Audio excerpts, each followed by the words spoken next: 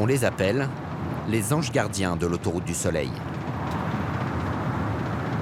Philippe Vendroux, 49 ans, est patrouilleur sur l'A6. Seul dans son fourgon, il assure la sécurité des automobilistes sur un tronçon de 20 km.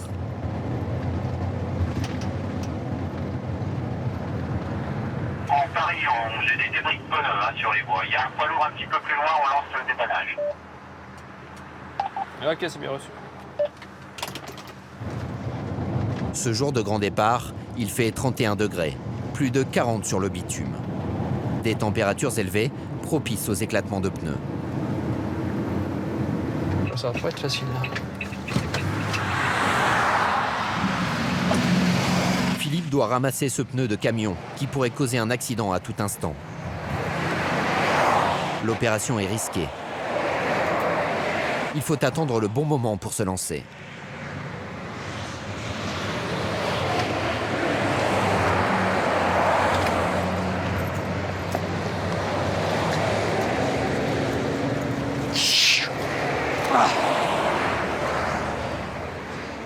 Reste encore le garde-boue du poids lourd. Sur la voie de gauche cette fois. La circulation est trop dense. Il se réfugie sur le terre-plein central, au risque d'être touché par les débris qui volent.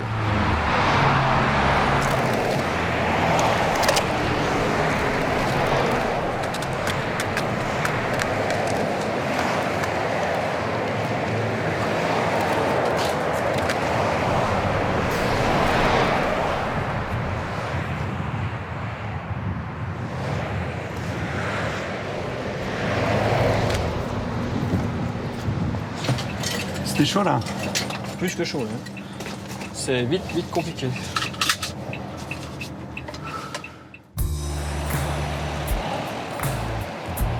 L'été, l'autoroute du Soleil est la plus fréquentée de France. Plus de 87 000 voitures l'empruntent chaque jour. Journée classée rouge sur les routes de France en direction du sud. Bouchons, chaleur et accidents. Le départ en vacances est souvent une aventure. Merci. Au revoir. Pour tous ceux qui travaillent sur l'autoroute, comme pour les automobilistes.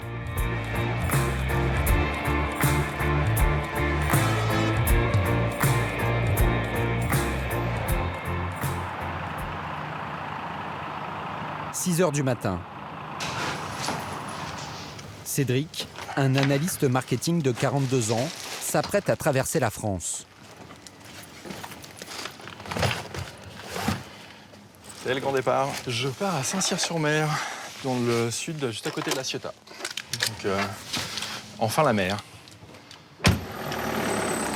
Cédric part rejoindre sa belle famille pour 3 semaines de vacances. Pour faire les 8 heures de route, il ne sera pas tout seul. Il s'est inscrit sur un site de covoiturage. 3 personnes ont répondu à son annonce. Bonjour. Bonjour. Enchanté. Enchanté aussi. Marika, une franco-russe de 76 ans, qui possède une maison au bord de la mer à côté de Toulon. C'est une petite valise, effectivement. Oui, j'ai pris les petites, mais il y a le problème qu'on m'a offert les fleurs et je ne peux pas les laisser. Cela, vous gardez avec vous? Oui. D'accord. Très bien. Bon, allons-y. Il récupère ensuite Marie, 55 ans. Enchanté. Bonjour Cédric. Ça va? Ça va et vous? Tout va bien? Oui. Qui part voir sa petite fille de 2 ans et demi à Aix-en-Provence. C'est un casse-tête chinois les bagages, hein, Cédric? C'est un Tetris. Faut jouer au Tetris. C'est là. Voilà. La dernière passagère, Bonjour Amandine. Amandine, une étudiante de 19 ans. Ouais. Elle rejoint son petit ami en Corse. L'aventure du covoiturage va commencer par un petit accroc.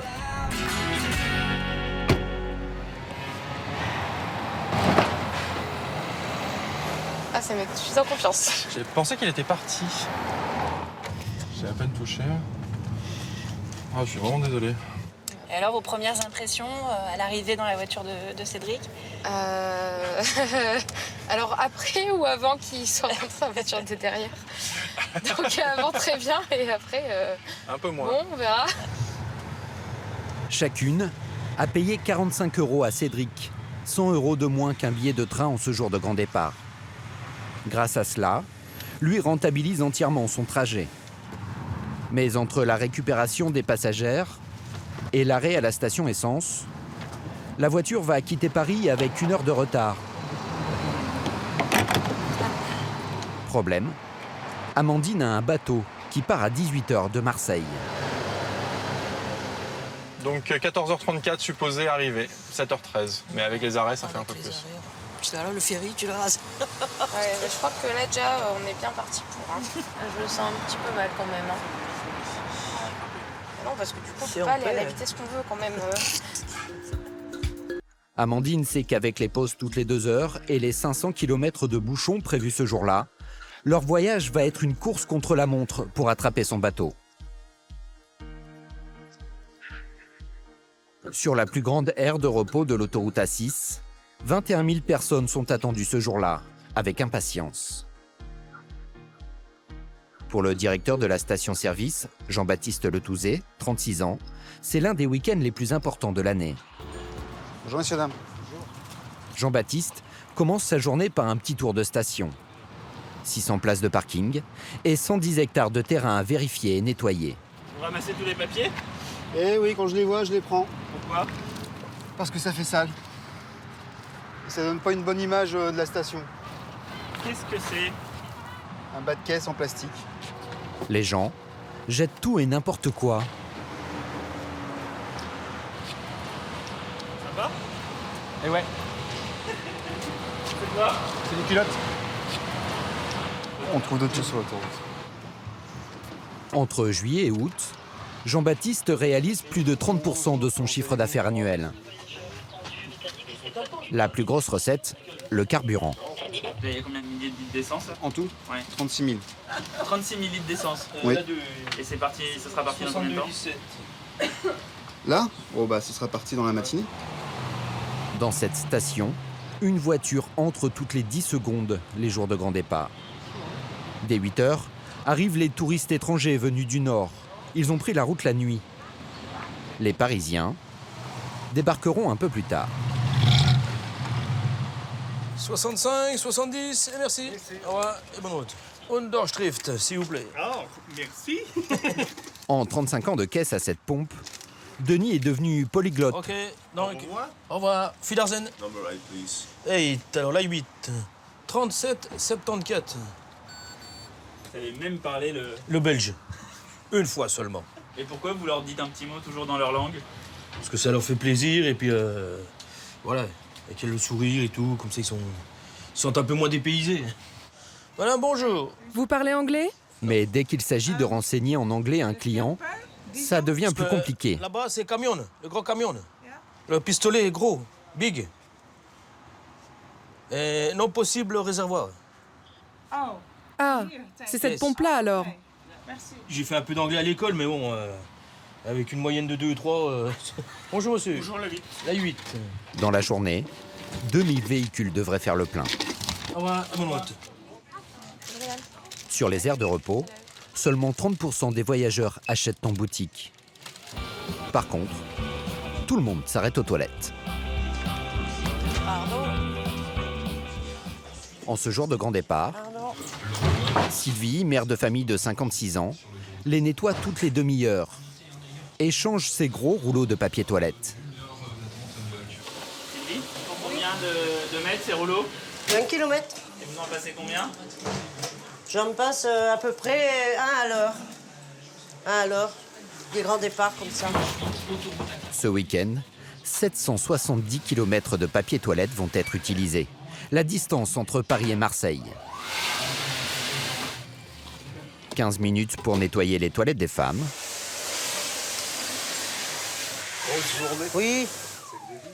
Oui, c'est le début. 10 pour celles des hommes.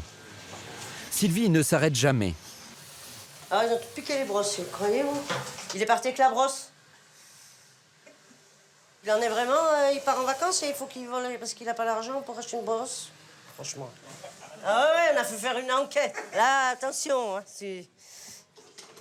Les empreintes et tout. Ce mois-ci, Sylvie s'est fait voler 5 brosses à récurer. Dans la réserve, il ne lui en reste plus qu'une. Et voilà. Malgré ses passages réguliers, les toilettes ne restent jamais propres plus de 5 à 10 minutes.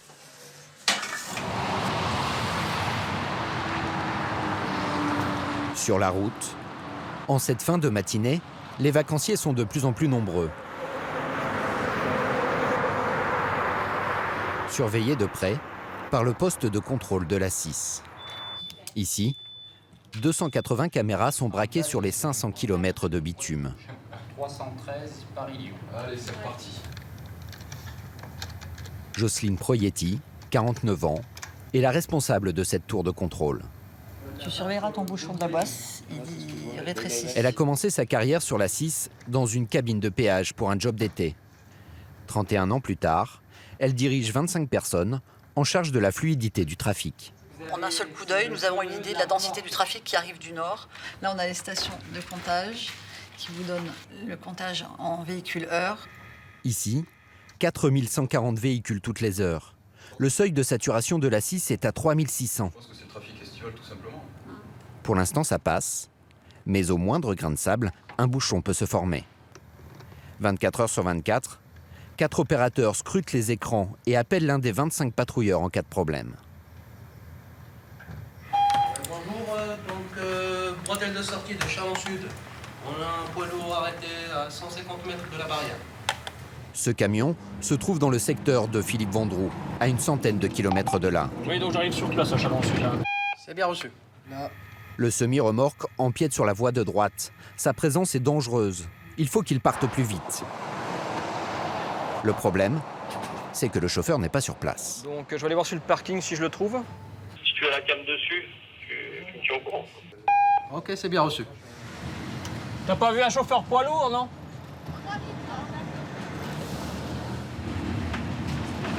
Tant qu'on n'a pas le chauffeur, on ne sait pas ce qu'il a exactement. Donc s'il lui faut un dépanneur, le plus tôt il est envoyé, le plus tôt il est dépanné, le plus tôt il a quitté la plateforme de péage, c'est mieux. C'est le contrôleur qui va repérer le chauffeur sur la caméra, un bidon à la main. Visiblement, il était en panne d'essence. Ouais, donc j'ai en visu caméra, donc on a le chauffeur qui revient vers son véhicule, hein, vers le poids lourd. Il y a toujours un dépanneur. Pour éviter de payer un dépannage, Problème? les chauffeurs poids lourds préfèrent souvent se débrouiller seuls. Ils ont toujours pour 5 minutes. C'est un grand classique. Puis des fois, au bout d'une heure, ils sont toujours là. Ça peut paraître surprenant, mais tomber en panne d'essence sur l'autoroute est passible d'une amende de 75 €. Allez, go! Une demi-heure, pas plus, hein. Ok? Pour que le poids lourd libère la voie au plus vite, Sinon, c'est dépanneur, hein. Philippe doit jouer aux assistants pompistes.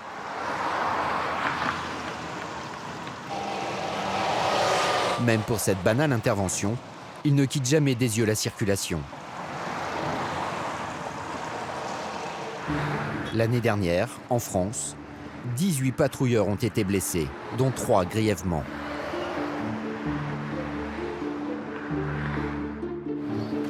Pour ce métier à risque, Philippe touche environ 2000 € par mois.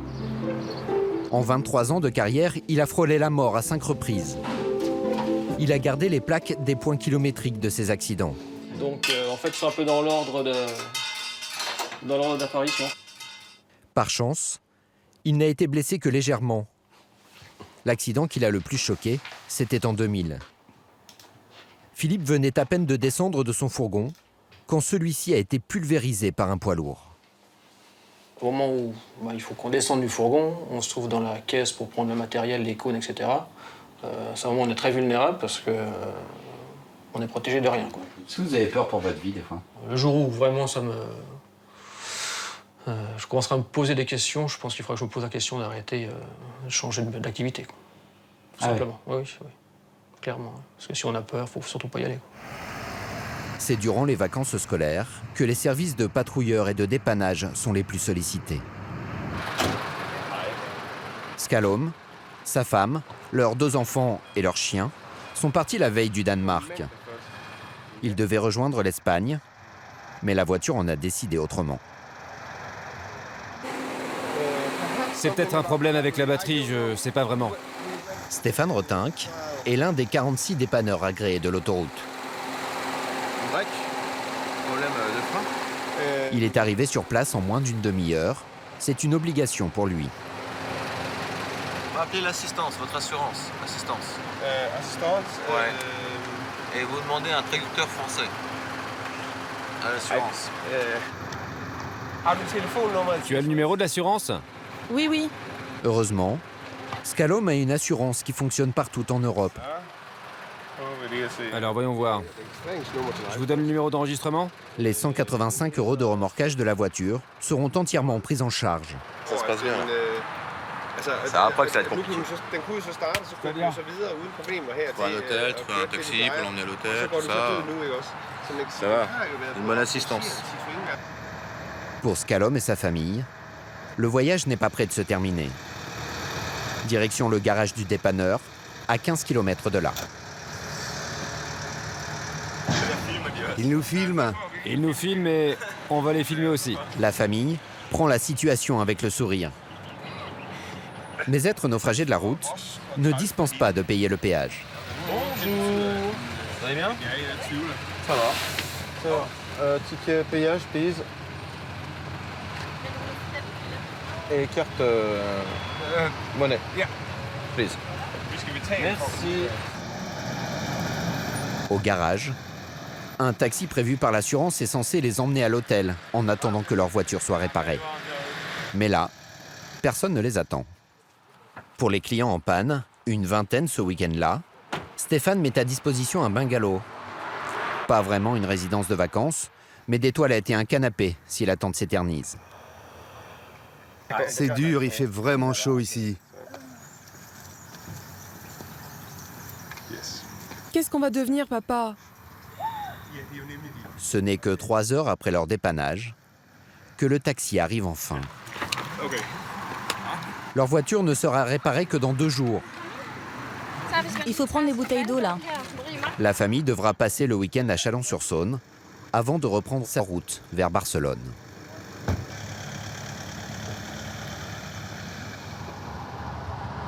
Pour les covoitureurs, le voyage ne va pas se passer non plus comme prévu.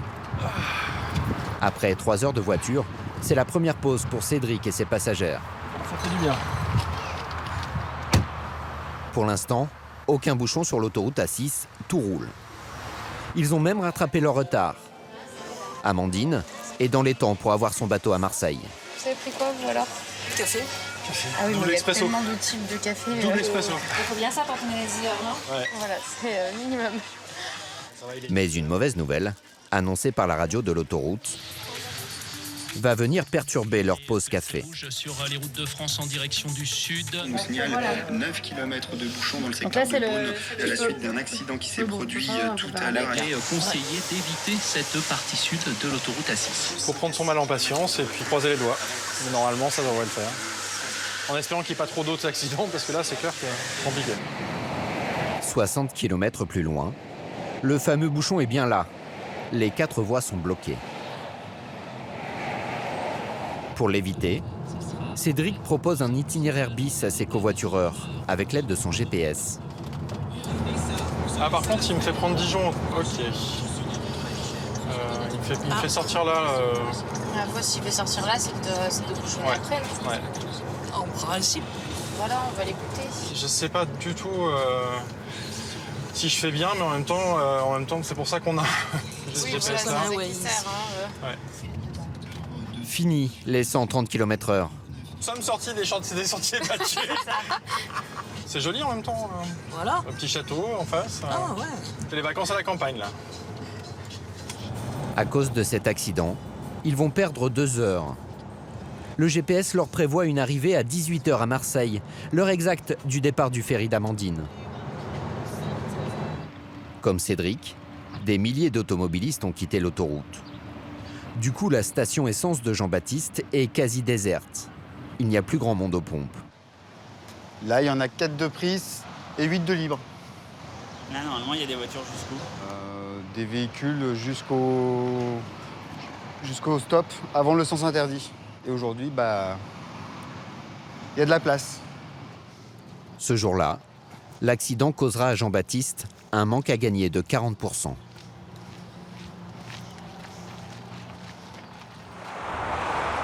« 70 km après la perturbation, les gendarmes du peloton autoroutier de Mâcon sont à l'affût. Ils en sont persuadés. Certains automobilistes vont tenter de rattraper le temps perdu dans les bouchons. 149, 150, 152, tiens, 159. Ok. Tiens. Le monospace Renault gris qui nous passe devant. Le camion là ? Derrière le camion.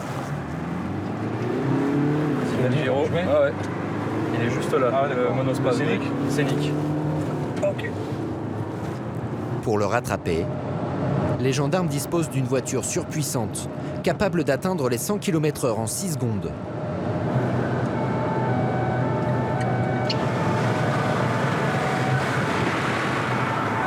Arrivés à sa hauteur, ils obligent le conducteur à sortir à la prochaine aire.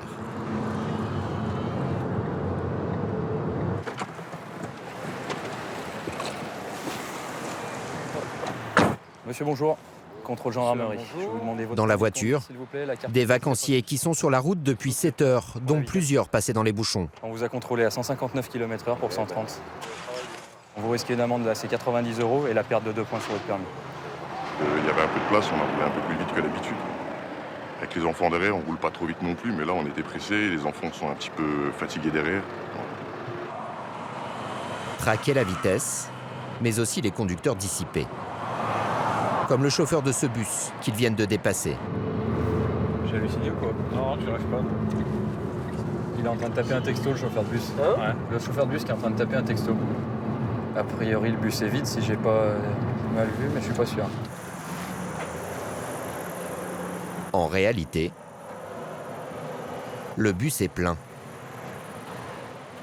Il transporte un groupe d'adolescents en colonie de vacances. Monsieur, bonjour. Gendarmerie. Vous savez pourquoi je vous contrôle? Ah, vous regardez simplement l'heure? Oui. D'accord. Ok. Tenez, monsieur, vous avez consommé de l'alcool? Non. Je sais pas, vous êtes déjà au téléphone, donc quand vous conduisez, je vous demande de souffler 5 secondes sans vous arrêter, d'accord?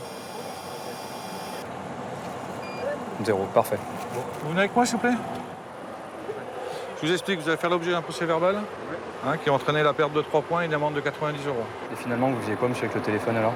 Regardez l'heure. Mais vous avez regardé l'heure quand même. Enfin, nous, on était... Non. Je vois ce que je veux dire, c'est passé quelques mètres avant que...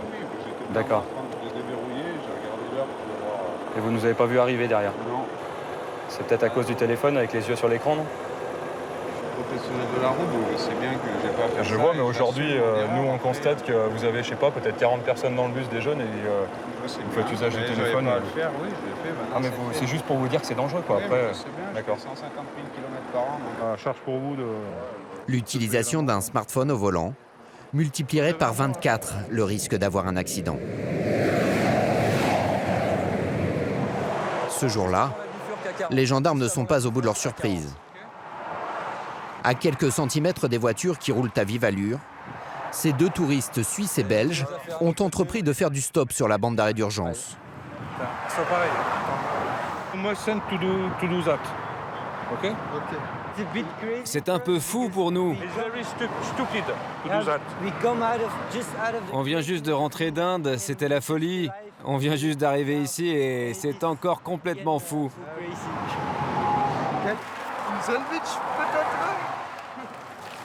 Pour sortir ces jeunes inconscients de l'autoroute, C'est la première fois que je vois ça. les gendarmes ont appelé un patrouilleur. Ils leur feront grâce des 11 € d'amende prévus par le code de la route.